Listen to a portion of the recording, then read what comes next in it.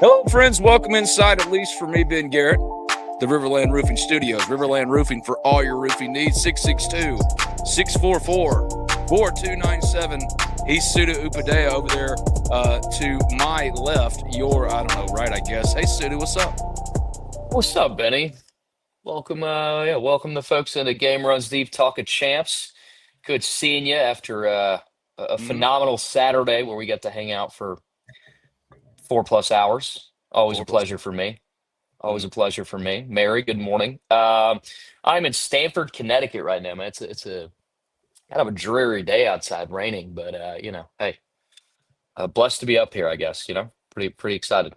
What are you doing in Stamford, Connecticut, for the people that don't know? Doing some shows. Doing some shows for CBS this week. We got shows tonight, tomorrow, and on Christmas Day. And I'll make my way to Virginia to spend some time with family. And Benny, I'm not going to be at the Sugar Bowl. Yeah, I know.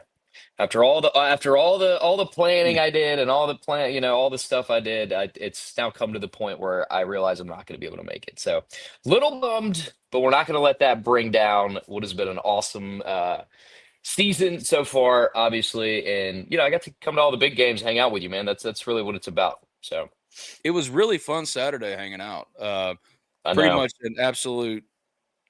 I don't know. The main thing that happened to me throughout the game was the realization that I had nothing to worry about, and Sudu laughing at me because he said, "I told you so. I told you that too late, not any good, dude. I told you so." But man, like a clinical whipping for Ole Miss in that game, and to sit there and like Sudu and I got to sit there together all throughout the Florida game, and it was great.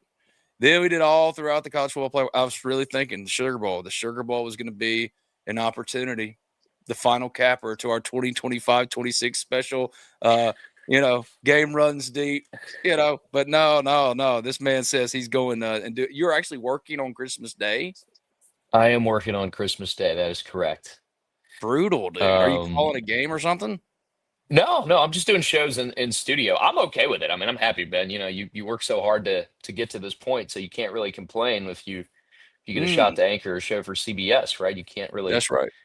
like that's not really something. So I mean, I'm excited. When they asked me to come up here, they were like, "Are you sure? We don't want to impede on your plans." And I was like, "Are you kidding me? You know how many years I've sat around and watched sports on New Christmas Day and been like, man, one day that could be me." So of course, I'm excited to be here and do that. But the Sugar Bowl piece, man, it's just I've been going and going and going and going for the last 2 months.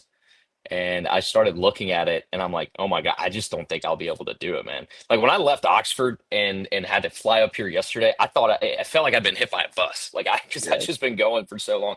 And so like between this, going to visit family in Virginia, driving back to Atlanta, then hitting the road for New Orleans again, I just was like, yeah, I don't know if this is gonna actually work out. So it's unfortunate I won't be there with Rebel Nation, but I will be there in spirit, cheering on from Atlanta. I'm sure we're gonna have some fun stuff going on over there as well with some Ole Miss friends of mine. So we'll make it all work. But enough about me, Benny. Enough about me. Let's talk about the Rebs. We got Yes, we will, questions but coming in already. Yes. Okay. Well, hold on. First of all, I will miss you.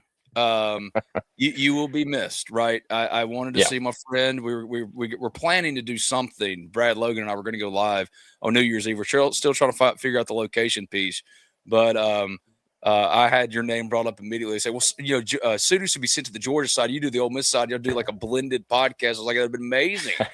But you're absolutely right. You bring up a really good point. Something I've said before, man, has helped me as I've gotten older and you can't pray for things and then get the blessing and go, wait a second, this isn't the blessing I wanted. It isn't it the way it's supposed to be. It's supposed to be this way. You can only give thanks to God for what he's done. And I'm so proud of you because there's nobody better. I've said it before and I'll say it again. There's nobody better in this business and there's nothing beyond the capacity of one Sudu Upadhyay. He is awesome. And I'm so thankful that we've been doing this and that you're getting that opportunity on Christmas Day. Wish you could be just opening some presents with friends and family, but ball don't sleep. You know what I mean? Just like it don't lie. Ball don't sleep. It don't sleep. Game runs deep. Ball don't lie. Ball don't sleep. All that. Yeah. No, I mean I'll get to go like 20. The day after Christmas, I'll get to see my family. So it won't be too bad. And like I said, excited to be up here. But But no, man, yeah, we had a hell of a time in Oxford, and now New Orleans is coming up, but along with all those other college football playoff matchups that are really exciting. Wait, I see questions coming in. Okay, Yep. Ben, William Eccles could be the next Walter Nolan. Do you agree? I This think is he's from already Jeff there. Sessions. I think he's already there. I saw a mock recently had him as the number 1 defensive tackle for next year's draft, like number 12 overall for a mock. I mean, I think William Eccles is already there, man, and that is a guy that was handpicked by Pete Golding, and what an absolutely great piece he's been. I mean, he and Cam Franklin, two second-year defensive linemen, are Ole Miss's best defenders right now. Sonny P announcing his return for next year is huge unto itself. Mm-hmm. Let's not get it twisted, but the two anchor pieces that allow everyone else to be better around them is William Eccles and Cam Franklin. And yeah, I mean, he's Walter Nolan made over. And you don't just have him for a year; you had him for this year, where he dominated in 12 in 1 year, Yeah. and now you get him back next year. That's going to be, yeah. Well, the LSU coaches, offensive coaches, finished the college football playoff with Ole Miss. That's what it's looking like. That's what it's looking like. But I was curious what you thought about, because everybody's gone. What happened was they had a walkthrough on Monday, and then they were all sent home for the holidays, right? And some recruiting staffers like Kelvin Bolden are already on the trail, hit the trail hard recruiting. And those LSU coaches, as that video at LSU showed, including Kevin Smith, were walking through the door with one he who shall not be named anymore. There has been real consideration to not allowing this to happen, not allowing them to. But as far as I know, though they're all gone now, they'll all be back Friday, including those coaches. So far as I know, yep, sounding like it's going to look that way. But what do you think of that video, dude? Well, it confirmed what we knew about Yep. Kevin Smith, right? It was just, it's finally seeing him in those colors walking into that building. I mean, why was the video put out the way it was? We know why it was. I mean, everyone knows why they put out a video like that, right? It's to troll Ole Miss. That's the type of time Kiffin is on now, which is fine, because if that was the opposite way, like we stole LSU's coach, and then Ole Miss fans would be all about it too. But it just confirmed everything. It does, when you visualize it the way in terms of that video. It's really hard seeing. I don't know why Kevin Smith was the one that made me feel so bothered by it. It's like I knew all those coaches were going, and I knew they were joining Kiffin's staff, but it was seeing Kevin Smith. I felt like there was an emphasis on Kevin Smith specifically in that video, and I guess it bothers you if you're an Ole Miss guy. But you said it Saturday. You're like, if I was Golding, I'd just say, you know what, guys, thanks for the first round win. Appreciate y'all helping. You go ahead and stay in Baton Rouge. And in my head, I was thinking, well, you can't do that. You've already announced that they're going to be here for the playoffs, and you probably do have a better shot of having those coaches available for your players who've so used to them. But when I saw that video, Ben, I kind of agreed with you. I was like, what? Why are we doing this? Like, why are we doing? Just forget about it. Just like send them off, do it the way you can. But I'm sure it does make an impact. Especially for Golding to have to, you know, delegate duties and figure out, instead of doing all that, it's much easier to just have the system that was in place for the postseason as well. But it made me agree with you a little bit more, in short. You're muted, Benny. There it is. I don't remember another school. Maybe it has happened, because all I do is cover Ole Miss. Yeah, I can talk about all the other ones, and we do here on Game Runs Deep. But like my day to day is Ole Miss at the Ole Miss Spirit, OleMissSpirit.com. An affiliate of On3. Sign up today. 50% off for new members. All you got to do is sign up as Ole Miss is in the playoffs, and you can get an annual for 50% off. What a great Christmas gift it would be. Just go to the Ole Miss Spirit. That's what that QR code in the top right corner of your screen is. It'll take you to the join page at the Ole Miss Spirit. I'll switch it up here shortly, because I got something I got to show y'all after this. But yeah, like the William Eccles, it's not a surprise. I agree with these graphics. It's not a surprise at all.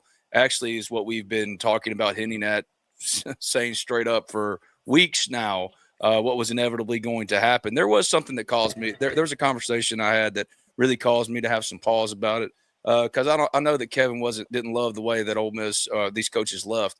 But ultimately, he did what everyone expected him to do. He followed Lane to LSU. He's got the assistant associate head coach title with it now. Got an elevation in title. Good for him. Frank Wilson will be at Ole Miss as its running backs coach after the Texas Bowl. He's the interim head coach for LSU until the 27th. So all these folks down there can do is because he who shall not be named isn't coaching his new team. He can't, because that's Frank Wilson's team until the 27th. He can't coach his old team that's in the college football playoff, got the Sugar Bowl coming up. So it's about this. I mean, he's left to his own Twitter and trolling devices, right? I mean, it's been I've never seen, and maybe I'm naive from being the Ole Miss Spirit guy, but I've just never seen another school like slow roll out staff additions. You know what I mean? Like roll it out there, like, and your offensive coordinator. It's weird. It's weird. But if the worst is that you sign up, thank you, Mary. You get sign up to the Ole Miss Spirit, OleMissSpirit.com, 50% off right now, an annual if you sign up while Ole Miss is in the playoffs. It is just kind of hilarious. He can't let it go. He's up in his. He can't, and I think he's feeling it. Like he's feeling that FOMO because Saturday was an amazing day. Sitting there with Sudu and watching Ole Miss, like this was a fulfillment of things you and I've been talking about for 2 decades, dude. I mean, this was just a really cool day, and I'm so glad that Ole Miss was able to get the win. And the question becomes, okay, so obsessed with Ben and himself. I hadn't heard from him since that last text, so like, I think we're good. I think we're moving on. I sent him a link to Project Pat. But if you want, to continue to troll back, look what my friends got me, Sudu. Look at this. This is hilarious. Look at this shirt. Look at this shirt. Who made the shirt? My friendship, Mallory and Drew and Jessica and Flip, all my guys, the hoes of South Lamar here in New Albany, Mississippi. We had Friendsmas last Friday. My friends, unbeknownst to me, showed up wearing this here. And I'm not going to lie. The lame part is funny. But the funnier part is how accurate I look. A little chubby. The hair's kind of like flowing the right way. You know what I mean? Yeah. And my guy's pulling the slate. If you want one of these shirts, just let me know in the comments. And I'll shoot up a link up there up top. I'll switch out the QR code for y'all to go find one yourself. This was amazing. And since it's Christmas time, I was like, you know what? Let's go ahead and tell everybody Merry Christmas from Game Runs Deep with one of the best, funniest gifts I've ever gotten. That's just amazing. And I'm so glad to get that. That was just great. So I wanted to share that. It's been a week for you, man. You helped set a new Guinness World Record. Imagine that. That had nothing to do with me. All right. Oh, so Mary already wants the code. She wants the QR code. All right, let's find it. You don't think the Santa hats had anything to do with you? Is what you're telling me? No, but 68,000 handed out. I like seeing my guy Joe Tess wearing one too. It's kind of like, he kind of made it. There's the link right there, Mary. If you want this hilarious shirt, just scroll down and find it. Look at this. That's incredible. That is an awesome gift from your friends. I should have worn it in the Grove on Saturday when we did our live show. Did you have it with you at the time? I did, but I was trying to be a professional. But look at that thing. Look at that thing. And I'm so happy. Yeah. No, without a doubt. My face is nice and round. I've got the little double chin going. It's kind of, just fantastic. So thank you to my friends. And if you want one too, there's the QR code right there because I thought that was hilarious, dude. Anyway, that is awesome. That game was boring as hell, but nice breathe, like a nice respite from the craziness of the last 2 weeks. If you want that shirt right there, that's the QR code. Is that Josh McCoy, like the Josh we know? I think that's the Josh we know. It's right there. Get you one, Josh. Get you that thing. But what a game it was. Reinforced that we need to get rid of automatic qualifiers. You and I were talking about it in the game. How you need 16 teams now. No, you need the right 12 teams before you get 16 in there. So the part of that is that I'm just going to keep beating this horse here, but it is the Josh we know. It's our friend Josh McCoy. What's up, our Josh? Lovely Ole Miss Picks friend Josh McCoy. Hey, Josh, love you, buddy. One of the best photographers I know, man. No. Look, the 16 things. I mean, you're talking about getting the right 12 in. The problem with getting the right 12 in is if you continually, as you're mentioning, have the automatic qualifiers, you're going to get the group of 5 in. But also, I'm going to say it again. I said it before. You just need to give the group of 5 their own playoff. Okay. Yeah. And I know it feels like, oh, well, it's going to feel secondary and it's not fair and you're still excluding them.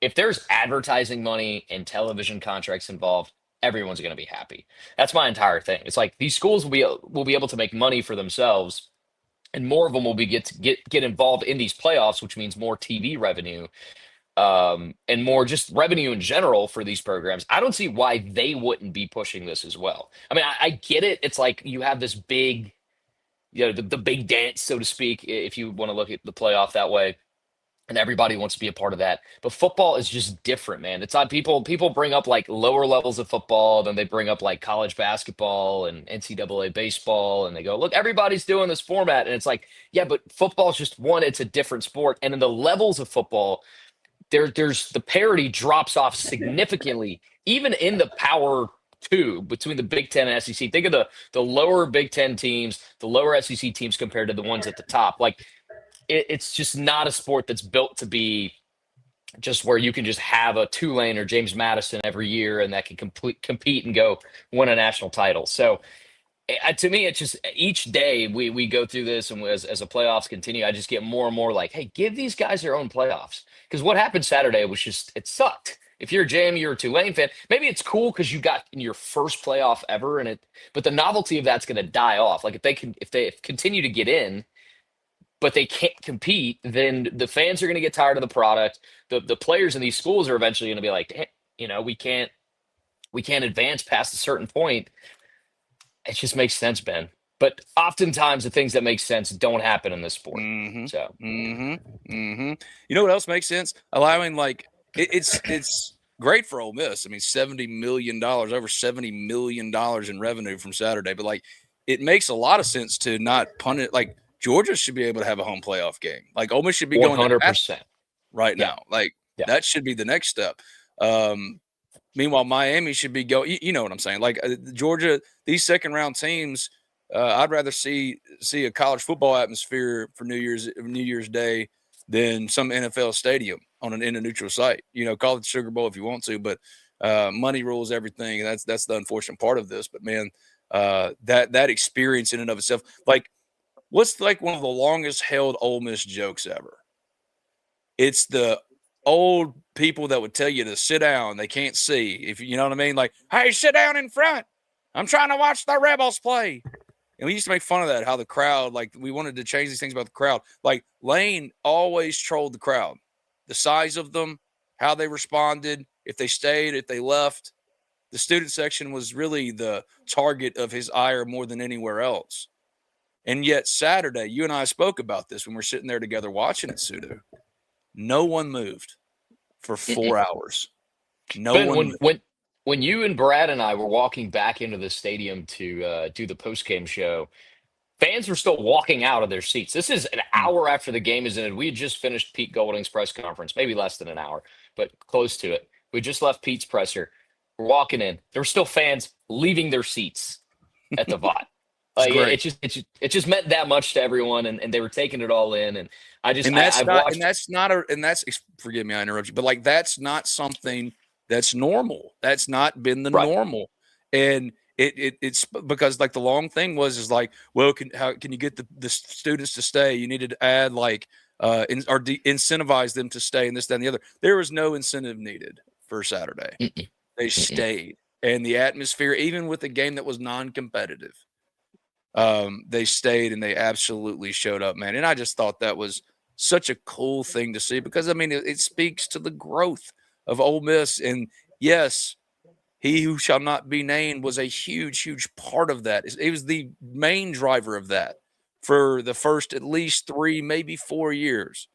But the last 2, Ole Miss is no longer solely dependent and tethered to a cult of personality to be a next level program. Now Ole Miss is in a place where it can generate $70 million in revenue on the same day that it whips up on a G5 opponent that had no business being in there, and they made sure to show that outside, if Austin Simmons doesn't fumble, buddy, that's 48-10, That's 48-10. It was going to be a lot worse, 100%. Yeah, it was going to be a lot worse. And, yeah. It just, yeah.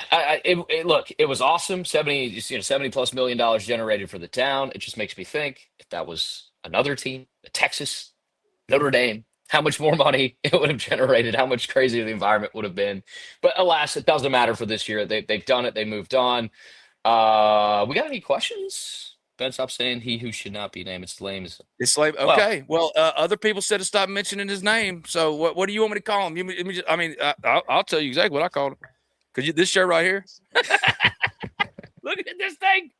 And if you want one, QR code up top. There it is. There's hope to see you in New Orleans. I'll be in New Orleans. Sudu won't be in New Orleans, which is a bummer. I know. Last second audible, man. Last second audible for me. That is so funny. So yeah, I'll stop. If y'all think it's lame, I'll stop. I'll just call him what he is, Lane. He's just a dude. But as far as these coaches are concerned, I don't disagree with Javon Campbell, who doesn't like it. He said I don't agree with the LSU coaches going back and forth. I understand that, and there were some bad rumors last week that when they were going about town that were pretty hot, that would have led you to say get them out of here. And it makes for such an awkward dynamic. But I think one thing that I've learned through this is that Pete Golding, he knows exactly who's coming, who's going, what meetings are being held. Like the coaches that have been hired, like John David Baker, JDB. He's right there with everything. He's not leading. He's not calling the plays on game day like Charlie Weiss is, but he's right there with them everywhere, and he's building out the transfer strategy. There's like anything untoward or anything that might be kind of, we were looking forward to get y'all beers, Mary. See, they're gonna let us drink. Hey, more beers for Ben. You know what I mean? Give all the beers you're going to give me, which are going to be a lot. If I don't know how many you guys are planning to buy, appreciative of any, but any amount of beers you're going to allot for me, you give to Ben Garrett. Okay, he's earned it. Yeah, but I don't know why, Javon. They posted photos and they like slow rolled out the announcements, dude. That they were saying. We know why. We know why. Yeah, we know. Okay, we know why they did. Trolling. Come on. Which, by the way, I think when we were talking about Lane leaving before he left everything, I'd made a point to be like, look, you can't let a guy stay in your building who's going to be the coach of your rival. And I got some pushback from that from LSU people who said, this isn't a rivalry. Like, we don't look at y'all as rivals. And I'm like, no, but historically it is. It goes back to Billy Cannon. I mean, this goes back to the 40s. Like, it is a historic rivalry. And in least recent years, it's kind of lost some of that toxicity that we, I guess, saw in, back in 03 with Eli and kind of the years following that, where there was a bad taste in Ole Miss fans' mouths of just how that went down. And you had some really exciting games those couple of years with Houston Nutt. But now I feel like the true rivalry aspect of this matchup between these two programs has come back. And as someone who grew up like hating LSU, and just saying that it's our biggest rival, like I to this day maintain that like I care more about beating LSU. I care about beating Mississippi State, but it's almost more of like you expect to do that, but LSU is one of those it's like, man, you want to beat them every single time. And now it adds more fire to it. And I am appreciative of that. I don't know how other Ole Miss fans feel about it, but I'm like, good. I'm glad this rivalry is going to ratchet up a little bit because it is a classic SEC. It's a classic college football rivalry that doesn't get enough attention. In my opinion, I've watched interviews of old, like former LSU players talking about, who their biggest rivals are. And I don't remember who it was. I have to go back and find this video. But the guy mentioned specifically, he's like, we have Alabama and Florida, whatever. But he was like, Ole Miss low key was one of the hardest matchups for us. Like they really cared about beating us. And for me, that's exciting as a fan, is like that kind of intensity is going to be brought back into this game, into the Magnolia Bowl. And that's another thing. There's a trophy. As silly as it was when they introduced the trophy back in 08, 09, whatever that was, we were all like, why the hell are you doing this? It was significant enough of a rivalry to where they could even bring up the idea of a trophy and both schools could agree to it. And now we still have it. And in due time, Ben, like that trophy is going to become something people care about, I'm sure. But I love that aspect of it. Is the rivalry aspect of it has just been ratcheted up. And as long as Lane's there, I don't know, maybe this could end up being a Dan Mullen type situation for Ole Miss where you have this kind of thorn in your side, this guy that you're constantly talking about you and or you're the thorn in the side. Or both, yeah. But I'm saying, but it's more likely that Lane is going to troll Ole Miss and talk about Ole Miss and figure out ways to, sabotage whatever the Rebs have going on than Pete. Pete did take his shots at the end of that game in his press conference, which I know a lot of Ole Miss fans loved. But I don't think that's going to be the norm forever for Pete. But Lane, Lane. We all know Lane. Lane's going to always make it a point when that game comes up, or even if it doesn't, to say something. So. Well, Javon Campbell sounds a little bit like I was sounding on Saturday. Not that I don't think Ole Miss can win. I believe Ole Miss, if they win, I said this to Sudu, or not, maybe not to Sudu. I can't remember who I said it to, but I firmly believe this. If Ole Miss gets through Georgia, I'm going to pick them to win a title. I believe they'll win a title. Absolutely. You're the team of destiny at that point if you could do that. Yes. Like the perfect capper for college football. I was talking to Mark Schlabach at ESPN on the field down there at the game on Saturday, and we were – he was writing his Ole Miss story, and we both kind of agreed. What would be the perfect capper to 2025? Ole Miss winning the title because of all of the extracurricular, obviously. But like Ole Miss feels like the team of destiny for this playoff. Now, from a matchup standpoint, nothing about this matchup has really changed since Ole Miss couldn't get a stop back in Athens in October, right? Like they're the same. I mean, the only thing that's really changed is that Georgia's gotten even better. Georgia's gotten better. Did to you in October. But like Ole Miss defensively, while it was 41-10, Tulane was moving the ball, Sudu. They were really moving the ball. They were getting real push up front on you. So for me, I expect Ole Miss to lose to Georgia. I expect it to be a competitive football game, but like nothing's really swayed me. Like I could see the game playing out almost exactly like the one in October. Unless, like if Ole Miss had gotten that 1 4th down stop, they would have won. They probably go. It would have been the ball game. Yeah. So I'm saying if you get the other one stop.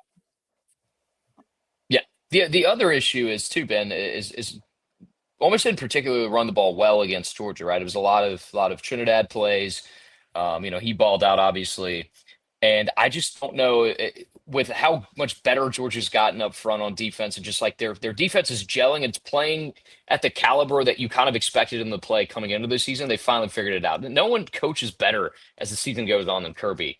And I kind of expected them to be better, but not this much better. Not like we're absolutely annihilating Alabama, in the SEC championship game type level of better, but that's how good they look. And what they figured out late in the game is, Ole Miss isn't going to run the ball on us. So they just brought their elite pass rushers in and really got in Trinidad's face and made life difficult for him.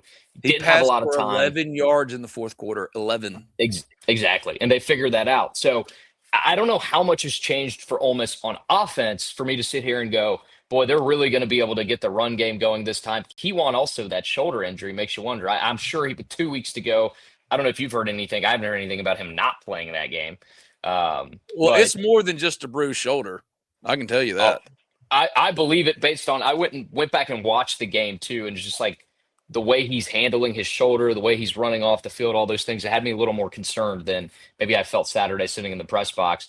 So you don't even have a Kewan Lacey that's 100%, and they didn't do a particularly great job of blocking for him the first time around. It's really hard for me to sit here and go, well, that's going to change. So truthfully, the path to Ole Miss winning this game is literally, it's the same thing as last time. You're just going to need Trinidad and the receivers to make play after play. You're going to have to dial up some awesome play calls if you're Charlie Weiss. And it's difficult because Georgia's seen almost everything you've thrown at them. So you're going to have to do it again, which is already kind of a challenge against Schumann and Kirby's defense. So yeah, it's going to have to be Trinidad receivers, and your defense, Ben. You just hope can get you a turnover that you can capitalize on. That 1 4th down stop, Sudu. That one first down stop. Yeah, a critical stop. The other side of it, Georgia's run game has gotten even better. Gunnar Stockton is playing. He's played well all year, but he's playing with way more confidence. Here we go. It is hard when you sit down and look at all the elements of like the two sides. You kind of, let's say we have marbles, you have a bunch of marbles and you give them to each side. Georgia's got a lot more marbles if you go back and kind of watch how the season is played off. But like someone said, if you're in the damn thing, you're in the dance, you got a shot, right? And it's about, maybe this time around it's more about also how much worse does your team want it than the other team? And for Ole Miss, who hasn't been in this spot before, hasn't been in a college football quarterfinal, and the way Kiffin left, like, is there a different fire to this team? Is there a different fire coming through Pete? As I mentioned, at the end of the game on Saturday, for those who watched the drive home, there is a lot of um, interesting kind of connections between Kirby and Pete. Like I talked about how their backgrounds are interestingly similar as far as being college safeties who set records at their schools. Their dads were high school football coaches, went on to, coach for some legendary people, earned their way onto Nick Saban's staff. And for Pete specifically, he basically followed Kirby, right? I think Tosh Lapoy was in between and he followed Kirby. And Bama fans never gave Pete any credit. They kind of anything that went wrong was Pete's fault. Anything that went right was to the credit of Saban. And he stuck around Alabama all those years in Tuscaloosa, and they won titles and they had success. But Bama fans never appreciated him for that, in particular because he had to follow Kirby so closely after Kirby left. So it just makes you wonder: is there a certain fire that Pete's going to bring? Is there something different he brings to the equation because of maybe some of those things kind of off the field that exist? That's what I look to, and that doesn't make you feel very comfortable when you have to look outside of just the pure football aspect of, all right, we're going to line up against you, you're going to line up against us, and we're going to beat you. I don't think that alone is going to give Ole Miss the win. I just don't know if the talent is the same, just based on what we've seen this season. So I'm counting on external factors. I'm counting on motivation. I'm counting on those kind of things for Ole Miss to grab the win, and that's not really the recipe you want, Ben, when you're in the playoff. You don't want to have to start looking at external things that motivate your team. And so for that reason, I'm in agreement with you and our friend Javon. It's really hard for me as I watch both these teams this season and look at all the stats and all the numbers and the previous game to sit here and go like, oh yeah, I feel really good about Ole Miss. That's difficult. That's hard to say. That's just hard to say, but that's the truth. I mean, right now, very early on, I'm picking Oregon to beat Texas Tech, Alabama to beat Indiana. Listen to me. Oregon to beat Texas Tech, Alabama to beat Indiana, Ole Miss to beat Georgia, and Ohio State to beat Miami. And then Ole Miss beats Ohio State because Ole Miss would then be a team of destiny. I'm just coming up with the best story here. What I really believe is that Ole Miss is probably going to lose to Georgia because not much has changed with these teams outside of Georgia, where Ole Miss matches up poorly with Georgia. Georgia has gotten better since Ole Miss couldn't get a stop in October. Defensively, the issues are still the same. Good as William Eccles is, the defensive tackle that lines up beside him, whether it's Xavier Harris, Jan Brown, just hasn't been to the caliber of William Eccles, and they've been running at that weakness of opposing teams for weeks now. The front seven, I mean, you lack true. I mean, you have pretty good linebacker play, but honestly, that's something that you could really improve and portal over. I look at this game as likely to be an Ole Miss loss, but if Ole Miss wins, it does, like you said, I like that. Like they look like a team of destiny then, right? Without a doubt. Because while Ohio State has incredible talent, especially perimeter talent with wide receivers, I think Ole Miss could get to Julian Sayin a little bit. I think they could get after his ass a little bit. Yeah, without a doubt. I don't think it's going to be Julian Sayin though, Ben. So you mentioned you mentioned your playoff picks. First of all, let me just say I picked Bama and Miami. So listen, if that means anything to anyone, I did call both those games. I felt better about Bama just being not. I was like, I don't think they're going to play as badly as they had been playing. Which at first it looked like they were, but they finally figured it out, made some adjustments. And then as far as Miami and A&M were concerned, I was counting on Miami's defense, but I also did say as long as Carson Beck doesn't screw up, Miami should win this game. And Marcel Reed ultimately was the one who had the final screw up. But Miami's defense was so elite against Texas A&M that really proved to be obviously the deciding factor. I'm going to go Texas Tech over Oregon. Until Texas Tech runs into another team that I think can handle its caliber of defense, I'm not going to pick against them. Oregon, I like, but I do think Oregon is slightly overrated.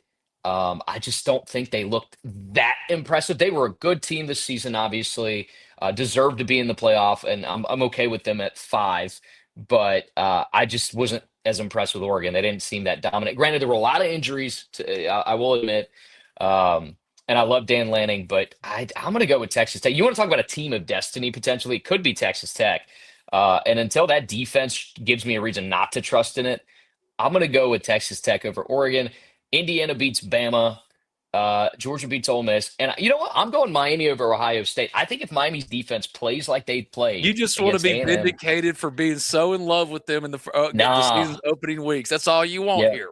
And here's the thing, Julian's like, Ohio State's Indiana proved Ohio State, like when they play an elite defense, they are beatable. You can beat them. So once again, Ben, it all comes down to is Carson what happens with Miami's offense? And if Carson Beck's just throwing picks left and right, whatever, then Ohio State wins easily. But if he just can keep those numbers down, they rely on their run game, makes the right throws. I think Miami's defense can win it for them against Ohio State. So for me, it's Texas Tech versus Indiana and Georgia versus Miami, a Carson Beck versus UGA game, and I'm sure it's going to be build up. That's my semifinals prediction. Yeah, all four teams. Mary's right. All four teams with byes lost last year. Mm-hmm. There is something to it. There could be something to it.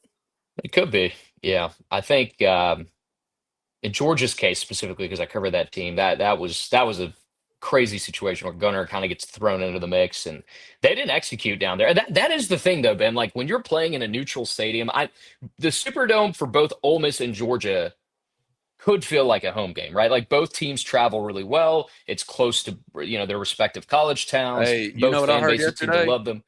What's that? Ole Miss is 3-1 on Georgia fans buying up tickets right now. I won't disagree. I will say, but the one thing is the Sugar Bowl is special for Ole Miss because of the history there and the alumni base in New Orleans. I would assume, I don't know this for a fact, but I would assume just in its proximity to Mississippi, Ole Miss would have more alums in the area, at least from my experience too. But it could be a split. You could see it being a split or whatever, but I do think not being in Sanford could be a factor. Like I think it could be a bigger factor, let me say it, rather than, just like, oh, well, they're not at home. Like it might be a bigger factor because when you take out those 80 whatever thousand plus Georgia fans screaming, it does make a difference. So well, that's something else to factor in. These graphics sounded like Sudu. She said, I've been taking Miami over Ohio State this entire time. I think they're beatable. I think they're beatable too. That's not what I'm saying. I don't like you believed in Miami all year. Yeah. You believed in them. And you need to I'm going to say that Ohio State wins that, and it's not particularly close, mainly because I finally gave Texas A&M and Marcel Reed their flowers. You can go to the Instagram, go to Sudu's Instagram, bro. Like you ready to finally say, and even though they weren't impressive, even in wins, the results were what they were, right? So you finally said, yes, you deserve it. You deserve this and this, and then on the biggest stage, you do that 3 points, and on the biggest stage, the most anybody's going to remember is Marcel. The video on social media of Marcel Reed like out drinking the days before the game. You know what I mean? That's what people are going to remember. It's essentially 11 meaningless wins. Yeah. Isn't that ridiculous? And that sounds absurd, but it is. No, but you're right. You're right. And it's, that is tough. And like, I was genuinely surprised, man, because like I was too. as the season wore on, because I wasn't a huge Marcel Reed believer necessarily. Early on, I saw the talent Texas A&M had and their defense specifically. I was like, man, that's a nasty defense. Mm-hmm. But to not even throw 2 interceptions, like that was shocking to me with Marcel Reed. I really thought as the season went on, he'd come along and kind of put himself in a position where coming in the next season, he could be in that Heisman conversation. He'd been playing so well. But ultimately it was the quarterback who made the least amount of mistakes. And that was my point. I said, as long as Carson Beck doesn't throw picks, doesn't make dumb mistakes, Miami can win that game. Carson Beck had a very mid game. It was 14 for 20, 103 yards, 1 touchdown. But guess what? He didn't throw an interception.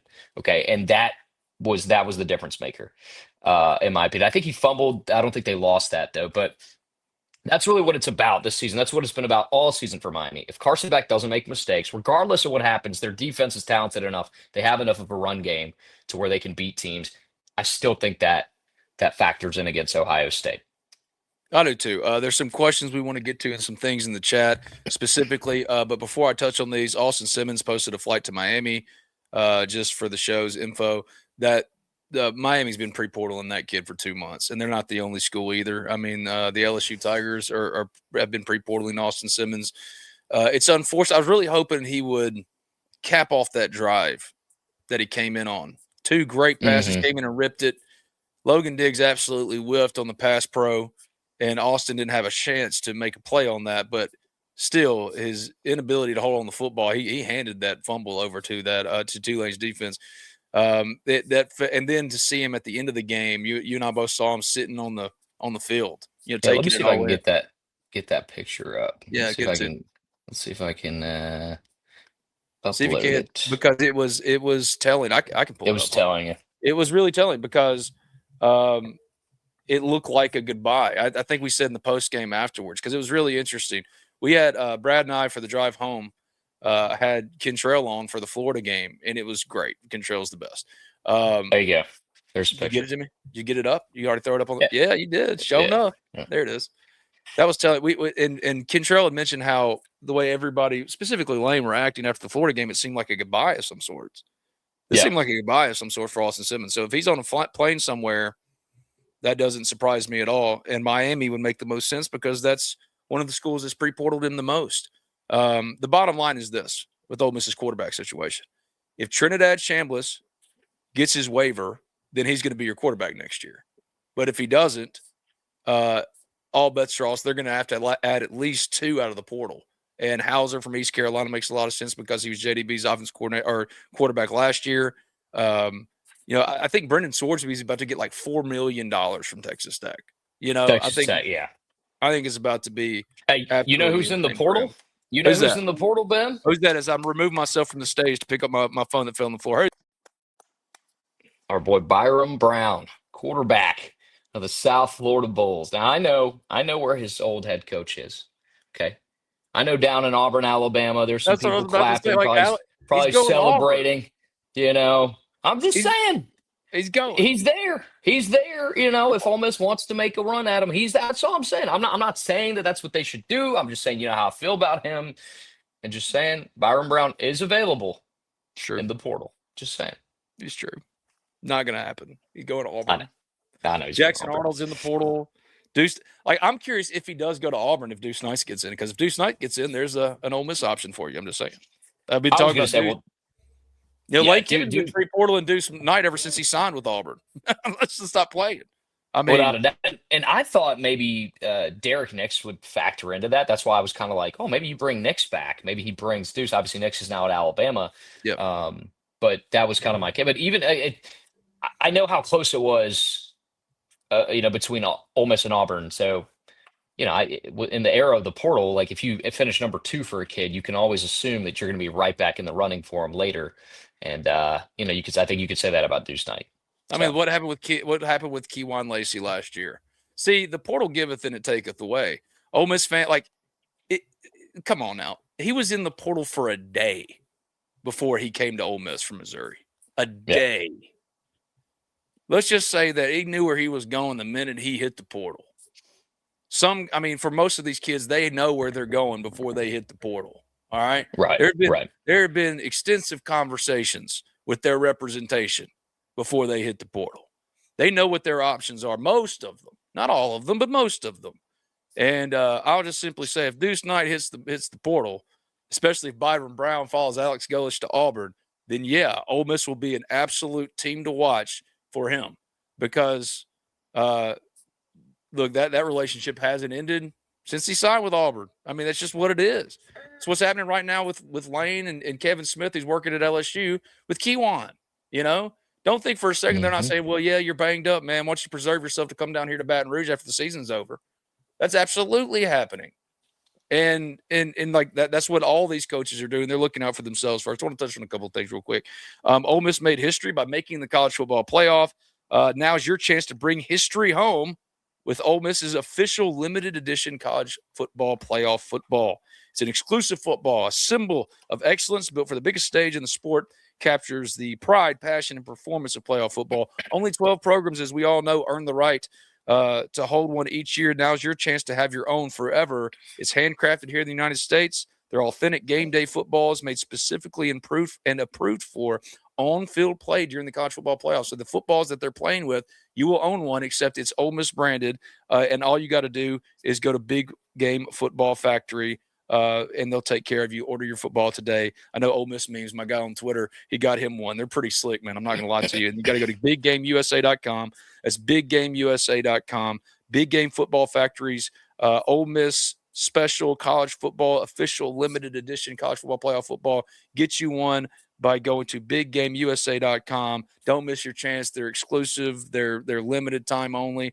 Also want to give a lot of shouts out to our sponsors, including B&A Bank, my hometown bank with branches in New Albany and Tupelo, Mississippi.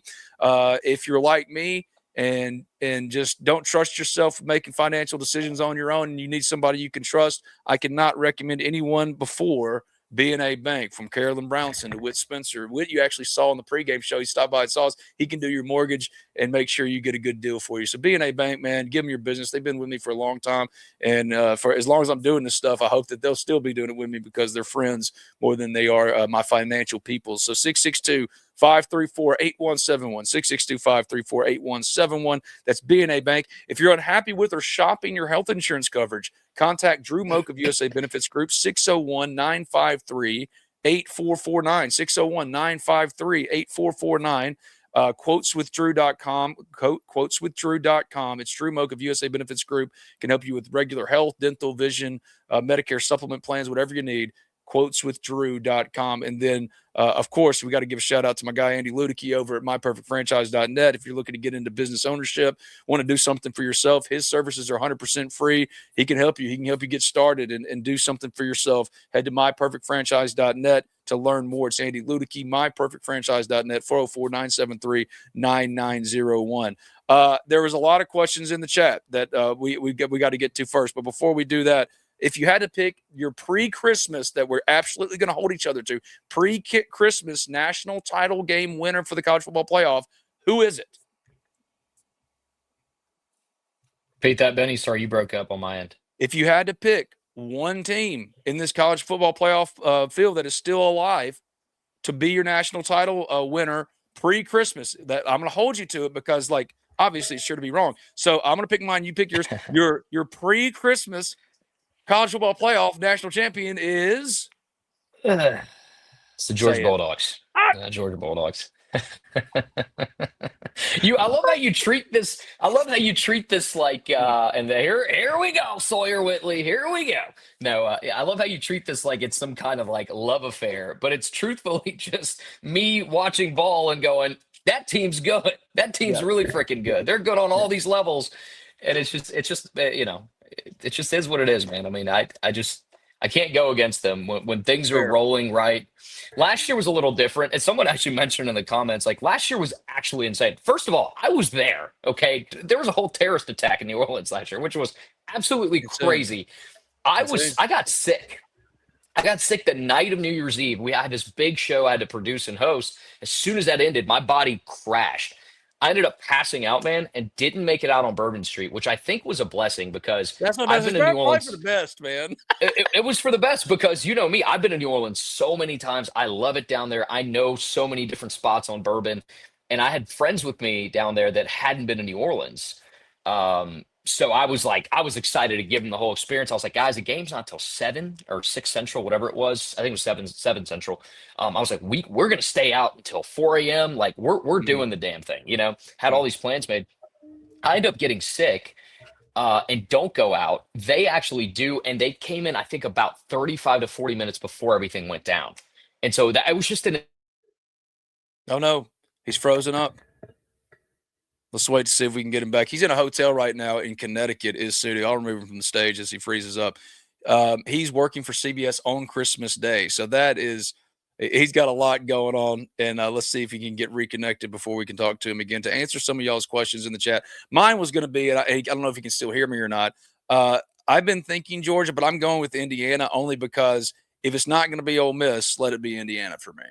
I just think that would be a great way to shut everybody up, including myself, who said, well, Fernando Mendoza is a pretty underwhelming Heisman winner, honestly, especially when you consider Trinidad Chambliss has passed for more yards despite starting 2 fewer games and coming off the bench. There's a lot. There's a lot to like about Indiana, and people have been doubting them for so long. Kind of got a little bit of the Ole Miss vibe in that way. I would totally pick Indiana. See, Javon, we're the same. Totally. I would, if it's not going to be Ole Miss, let it be Indiana. Now, like the pure football guy in me wants to say it's Georgia like Sudu. Like I believe it'll be Georgia like Sudu. But there he is. We lost you for a second. What's you froze up on us. Sorry, man. Apparently, when you stay at a Marriott, you have to, or Marriott, as I've been told. It's true. Is actually how you pronounce it. That's true. Apparently, you have to reconnect to your internet every day. That was very annoying. What are you talking about? Sorry, you probably already moved on. I did. I said my pick, if I were just going with the football side of it, I was going to pick Georgia too. But no, I'm picking Indiana because if it's not going to be Ole Miss, let it be Indiana. But if Ole Miss beats Georgia, I'm telling y'all, the team of destiny, I'm going to call it. They're winning the whole damn thing. The whole thing. I agree, because if you can beat Georgia, it's you're kind of running into similar deals the rest of the way as far as just really elite defenses and everything that comes with that. Ohio State for Ole Miss would be interesting because of how good they're off. I mean, that would be a headache, man. That might have to be just a shootout between the two sides of just airing it down the field. Because can you imagine Carnell Tate and Jeremiah Smith against Antonio Kite and whoever else? Antonio Kite had a really good year. Jalen Braxton has really come on for the last month plus, and he was great against Tulane. But to answer your question, no. Yeah. No. Okay, so I see this comment. It's a super redemption game from Gunnar Kirby and his players. So that's what I was talking about. It was a whole terrorist attack. Also, Kirby Smart's dad died during that game. Like, he passed away. He fell outside of the hotel. They had to put him in the ER, and then I believe he died. He was in the hospital. Maybe the next day he died or something along those lines. But it was actually insane. There was so much going on. Gunnar Stockton, his first start ever. And obviously Notre Dame, the way they were set up last year, it was one of those teams where you couldn't make mistakes against them. You had to really out execute them. And they just fell behind at one point and just never recovered in last year's game. So there is a redemption arc. Also, if you guys are familiar with Kirby, you can tell where Kirby is based on how he's talking in his press conferences.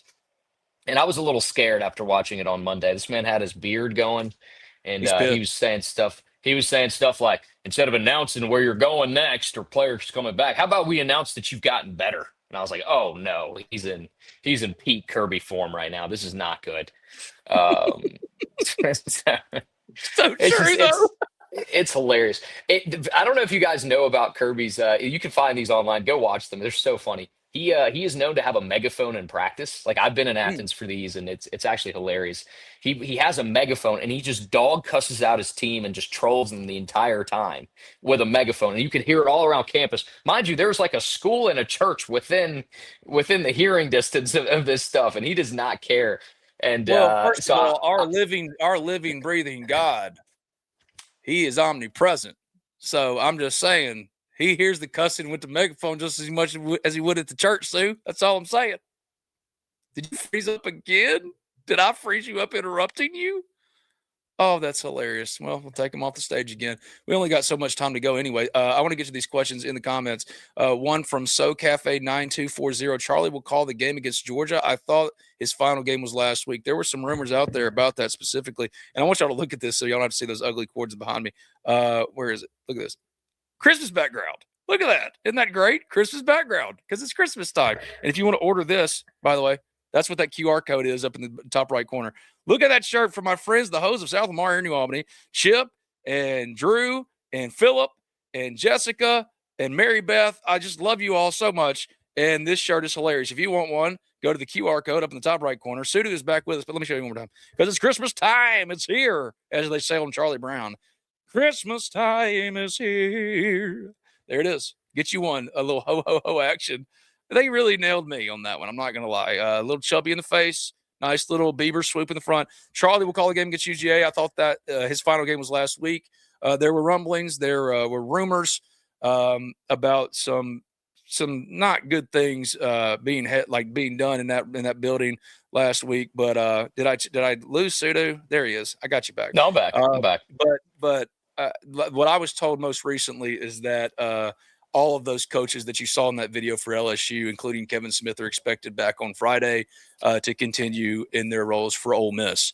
I was of the opinion and said as much to Sudu at the game on Saturday that I think JDB with 2 weeks would be just fine to handle the offense, because honestly, Patrick Carter, who's re-upped with Ole Miss, and we told you about it, the Ole Miss Spirit, OleMissSpirit.com, affiliate of On3, sign up today.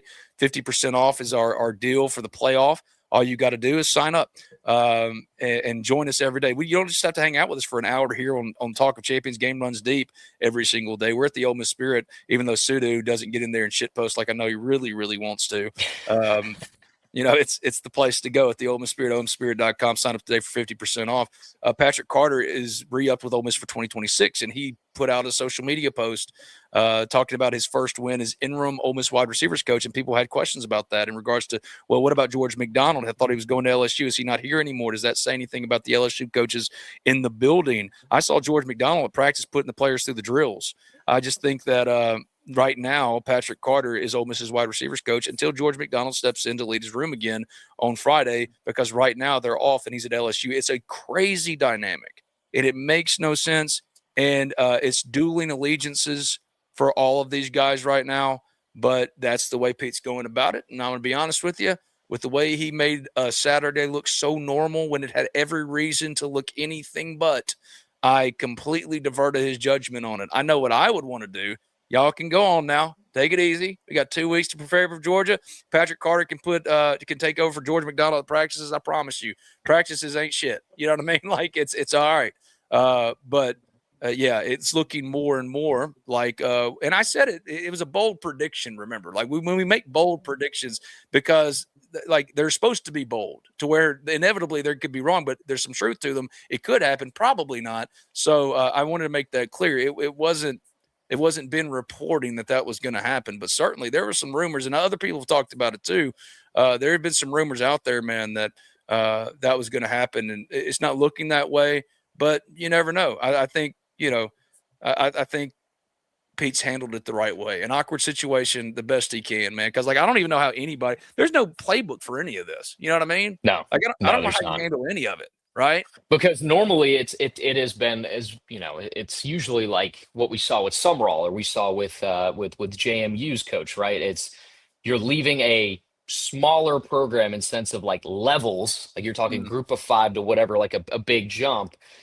And they're okay, maybe they stay through the bowl, or in this case, the playoff, whatever. And you just kind of assume like, oh, well, they're probably not going to win. That's tough. But still, celebratory moment for the coach to finish out the season. You never see it amongst SEC rivals. It's so I don't know if it's happened before. Like I'm trying to think. I have to probably go research that, but I just don't know if a situation like this has ever transpired, where a coach just leaves his team in the midst of a season where you could win it all. So I mean, Pete's doing the best he can because there's no playbook for this stuff. He's just like, what's the best thing for my team to win? And it's probably okay to have some semblance of continuity, because position coaches are what matters, right? And that's how Lane had it set up, to his credit, considering he didn't even know a lot of the players' names. Someone had to, and it was those position coaches, right? So it does make sense in that regard, but there's just something unsettling about an LSU coach being in that building. It just doesn't sit right with me. But also, what choice do you really have? Because it's about the 2025 group, and those guys have been with their position coaches all year. I get it from that vantage point. At SoCafe9240, I believe there are a few positions to fill. Any word on who JDB might hire? They're really only the position left to fill is tight ends coach and maybe a defensive assistant. And tight ends coach, honestly, I know Neil over at Rebels 247 put Chimp Lindsey out there. Jerry Neuheisel in town. I heard his name a lot. And now he's going to Missouri. Yeah, he's in Missouri. Okay. So okay, that was the name I heard a lot in Oxford this weekend. No matter whose house I was at or who I was hanging out with, as Chip Lindsey's name kept coming up over and over and again. And then, of course, Justice Haynes immediately would follow and talking about Chip Lindsey. So that's another one. Like if Lacey leaves and goes to LSU, it's not just Harlan Berry. If Justice Hayes gets in, man, I know Ole Miss was really close to getting him last year in the portal. Right. He's a transfer right. running back. No, I mean, they were number 2, right? Ole Miss finished second, I believe. Is that not correct? Yeah.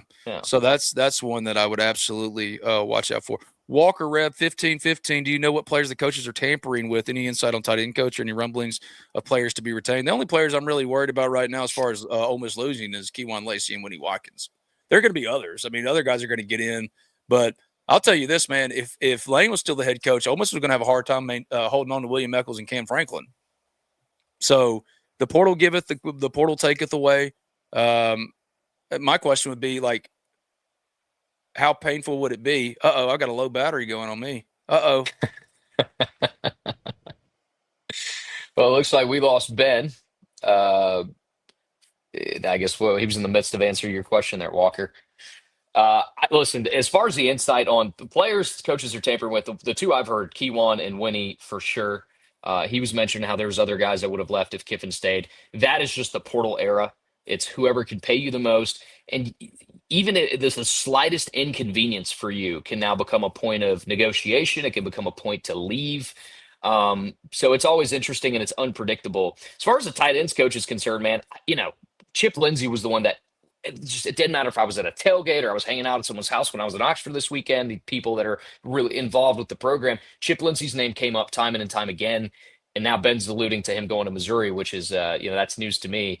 You remember at one point, no, you're good. I was just saying, I was trying to finish answering the question on tight ends coach. I was proud of it. I was listening to it. I was like, dang, Sudu's got this. Okay. Like, I can just shut my ass up. You know what I mean? No, I'm just filling in. I'm filling in where I can. But Jerry Neuhauser's name was mentioned. Now I'm hearing that's not going to happen. That's kind of gone to the wayside as well. So it is really interesting to see who they end up putting in that spot. I know there's Ole Miss fans that want Caden Prescorn to come back and coach tight ends. I don't know if he's quite ready. He ain't ready for being on the field, man. No, I don't think so. I think an analyst role or something would be awesome, be much welcome. But you want to have someone that's really good at that. And obviously JDB's background, he has some of that in his background too. But you want to have someone that can really attack that position because it's such an important position as we've seen in Kiffin's offense. And JDB's going to be running something very similar. So hopefully they land a pretty good name for that. That'd be special, I think. They need a strength and conditioning coach. Tyler Owens is the only name from Washington, worked with Pete at Alabama that we can really think of right now or have really heard all that much about. I think for tight ends coach and also maybe that defensive assistant, the reason why it's kind of slowed down here before Christmas because the big ticket items have been taken care of and the coaches that they would otherwise want to talk to, some of them are still in the playoffs right now.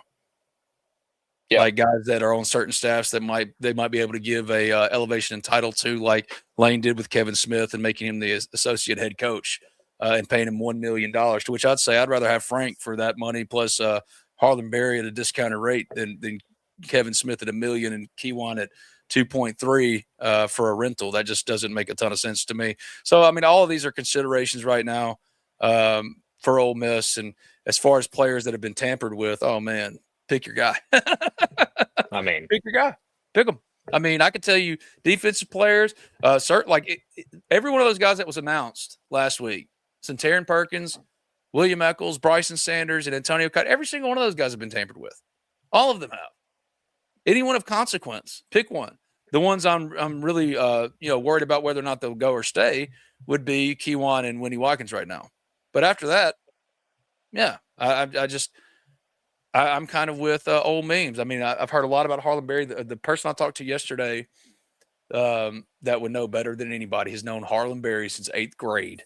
Straight up said that, like, oh yeah, I think Ole Miss would absolutely get him, but Kevin's already down there trying to retain him. I was going to say I heard Kevin's been putting in work with him. Of course he is, but like, don't worry, the other people on one side of it, he's trying to retain, like they know what you're trying to do too, trying to bring Keywan down to Red Stick. You know what I mean? So the people around him, the people, including the guy I talked to yesterday, that he's known him since 8th grade, straight up said, like, you ain't splitting carries with Keywan Lacey. If Keywan Lacey's coming to Harlem, you ain't getting the ball. That kid wants to be at LSU, but he wants the ball more than that. You know what I mean? Like giving Hack Ben's computer. No, I forgot to plug it up. It's only had 38% juice, and I meant to, and I just didn't do it. But we got back in there, and yes, but why does Chase look like he wants to be? Who, Chase Parham? Chase doesn't look like he wants to be punched. Chase looks like a big soft teddy bear, doesn't he? Is that what we're talking about? The extra 20 practices will advance our backups 10 times for next year. Probably adds 2 wins next year. I don't know if I go with that, but that schedule next year is brutal, man. I saw it the other day. I kind of skimmed through it when it came out, but I actually got a chance to look at it in its format. And I was just like, oh my God, you got to go to Texas, you got to go to Oklahoma. Yeah, it's just so many. Still play Georgia at home. That's a pretty brutal schedule. Yeah, Next this is what season. I was. This was the question I was trying to get to. Dakota King 2457.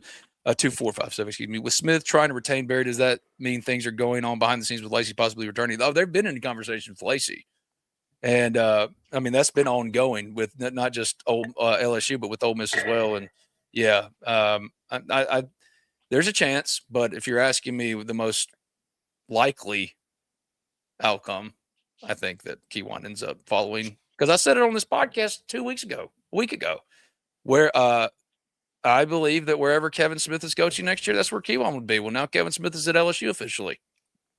You know, The other aspect of that, Ben, is like you mentioned, it's going to cost a lot of money. First of all, the idea of paying a running back a lot of money, obviously, it's a contentious point because obviously when Quinshawn left, people went, well, look what happened with Ohio State. He got there and helped them win. Well, because they already had other elements in place for that recipe to work. And for me, I look at Ole Miss and I go, do you want to pay Kejuan Lacey $2.5 million, whatever it's going to take, $3 million, or do you want to get two elite or two elite tackles that you have to replace? I look at it that way because if you can get your line of scrimmage set and you have talented guys that can move bodies there, I'm not saying you can just put whoever at running back, but whoever you can find in the portal is to me a serviceable replacement for Keyone if you can get the right offensive lineman. And so I look at it that way. I know a lot of people are pressed on losing Keyone. You never want to lose an offensive weapon like himself, but also like I'm more worried about how are they going to replace their offensive line.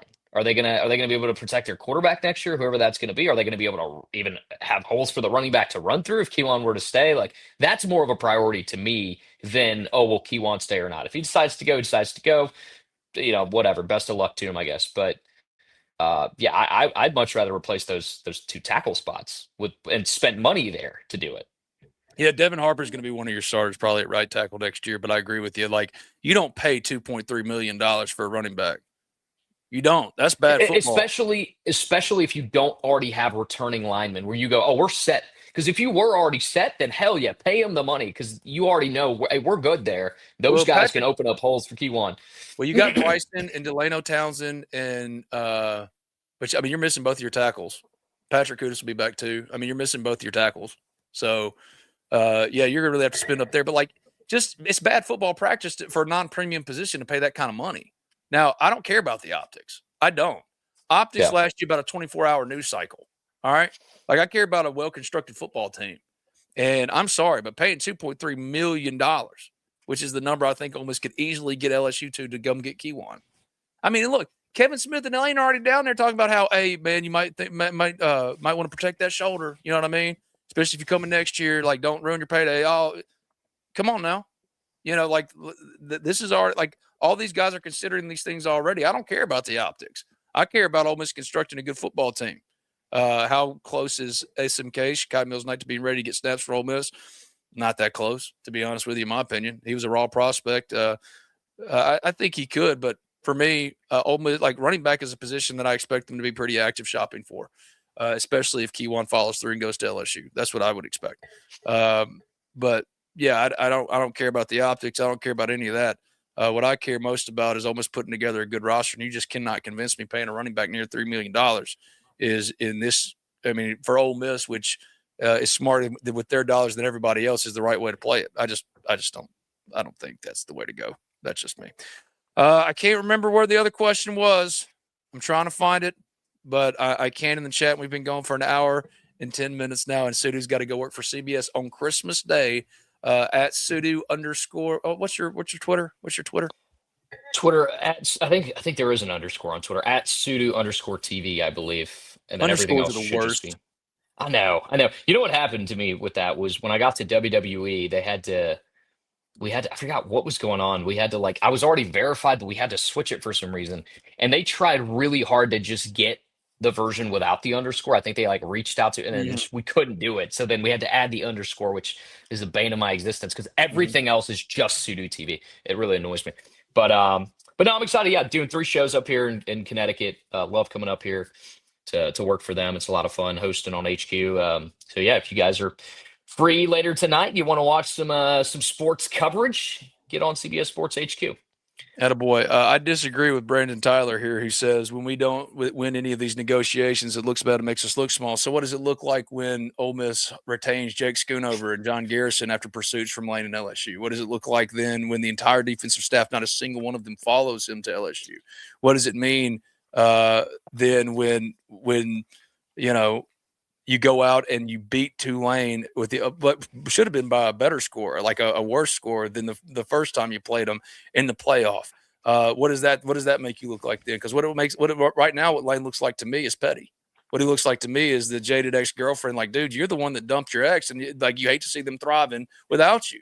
I think optically, Ole Miss has already made counter moves, like the Frank Wilson counter move makes them show that like no one's going, well, look, Ole Miss lost Kevin Smith to LSU. They're also talking about, well, Ole Miss just took NOLA legend Frank Wilson from LSU, swapped coaches with them because these two big boys are in a pissing match. So I just disagree with that fundamentally. I just don't think that it makes much of any sense to me. I do think that those coaches look down there, man. They I don't know about brainwashed, but a few of them looked emasculated. I'll say that. You know what I mean? Like there's a few of them that would do well to get out from under Lane, but they refuse to for their own. Hey, look, man, the money's good. You get $7.5 million to call plays, buddy. I wouldn't turn it down either. Any opinion on Tyler Jordan tweeting about Portal Pete?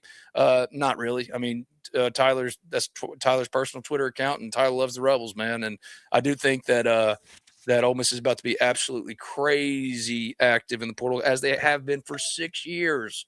And I fully expect them to land another top 5 class. All right, we got to get out of here. If y'all want one of these, Before we go, something I just saw, Ben, from your boys over at On3, that Jeff Brom has emerged as the name of interest in the Michigan coaching search, which would affect Ole Miss, who has to open the season against Louisville next season. I'd much rather not play Jeff Brom. Wow. Yeah. So how crazy is that Michigan situation, by the way? I mean, see, they couldn't get Kenny Dillingham. They couldn't get Kenny Dillingham. Obviously, the craziness of everything that's ensued prior to that, and just during like the previous seasons too. It's a mess at Michigan, but they couldn't get Dillingham. Now I don't know who they're going to go to. I mean, honestly, if Biff Poggi isn't he their interim coach right now, then he could end up being the full-time. Like, it's crazy. And then I don't know if you saw the reports that Marcus Freeman is a favorite of the Giants. So we could this coaching cycle has been crazy. We could see a scenario where Michigan and Notre Dame are open going into portal season and not have a coach in place. It's actually remarkable right now. And Louisville, for that matter, if Brom were to leave. I've never seen an offseason like this. Oh my gosh. See, because like Kyle Whittingham would be so good at Michigan. He'd be boring as hell as the hire, but like all people care about is like slow rolling out their staff announcements rather than winning football games. You know what I mean? Yeah. It's bizarre what we value in college football. Ole Miss is 3 wins away from a title, and I believe them to be a team of destiny, especially if they get past Georgia. If they don't get past Georgia, I mean, the season's over. It's obvious, but like I don't think they're beating Georgia. I just don't think they're beating Georgia because let me take this question before we go. I just saw this one, and this person is really special to me. Said, how was working with Nigel McGuinness? I cannot say enough nice things about Nigel McGuinness. One of the greatest people I've met in my life. One of the nicest people I've met in my life. When I got to WWE, Stephen Godfrey actually reached out to me because he'd worked in wrestling before and had mentioned Nigel specifically because I guess they'd worked together at TNA, and told me class act, like awesome guy, whatever, and could not have been more of the truth. I mean, taught me so much about the business because I just got thrown into wrestling, never having worked in it. And I mean, I hadn't watched it since I was like a kid. But any chance I get to say anything nice about Nigel McGuinness, I will do that, because he was like one of the best wrestlers who never made it to WWE. Which sucks because he would have been so good, but his knowledge and just his ability to like entertain people and just like a cool dude in general, he was the best. So that's what I got to say about him, Maddie. Well said. I don't know Nigel, but if Sudu vouches for you, hey, buddy, come on over to Oxford, Mississippi. We'll show you a good time, buddy. I'll escort you around just on Sudu's suggestion. That's my dude. Be blessed. Sign up for the Ole Miss Spirit. Thank you, Mary. You're absolutely right. OM Spirit, omspirit.com, Fleet of On 3. 50% off as long as Ole Miss is in the playoff. And for at least the next 2 weeks, they're in the playoff. We'll be live from the Sugar Bowl. I think I've secured us a location. I'll let y'all know about that soon. Thank you to B&A Bank. Thank you to Riverland Roofing, 662-644-4297, riverlandroofing.com. They got a deal going right now, too. While Ole Miss is in the playoff, if you call and use the services of Riverland Roofing. You can right now buy a new Riverland roof during the playoff run. You get a free year of their roof care maintenance program, 2 maintenance inspections, 2 gutter and debris cleanings, 10% discount on all incremental work. It's Riverland Roofing, 662-644-4297, riverlandroofing.com. Thank y'all, man, for everything y'all have done for us here at Talk of Champions. Game runs deep, the Ole Miss spirit. It's been really fun, and we're going to keep it rolling. We'll see you in New Orleans. Y'all are still rolling in with the hot takes, and I love this. Ben is an excellent writer. I'm not being, well, that's sweet. Go to the Ole Miss Spirit and wear your shirt when you see me in New Orleans. That QR code in the top right corner. You can get you one. The Hose of South Lamar gave me this shirt, and it's amazing, and I'm thankful for it. Y'all are awesome. Sudu, don't be a stranger. I agree. Thank you, buddy. Enjoy. I hope you don't work too hard on Christmas, but, man, I know you're going to crush it, and we'll talk again next week, I suppose. Absolutely, man. We'll see y'all next week for another episode, man. Appreciate it.